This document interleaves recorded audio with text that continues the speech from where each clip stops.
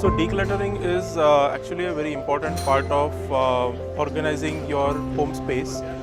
And as part of decluttering, we identified what are the different ways and means we can use to declutter our space and make shifting easy. So there were certain points which were shared, and I think this is a really good input that was shared for as part of the decluttering workshop.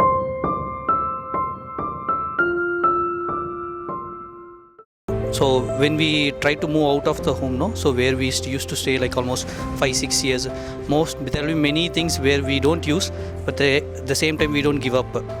We were mostly emotionally attached with that. So in this session we were able to figure it out, like in which way we can segregate those things and which and all to give up. It was very helpful because they have even told me how to organize a wardrobe.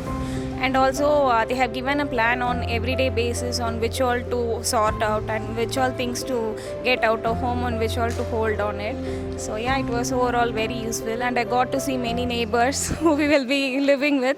So yeah, it was a great session.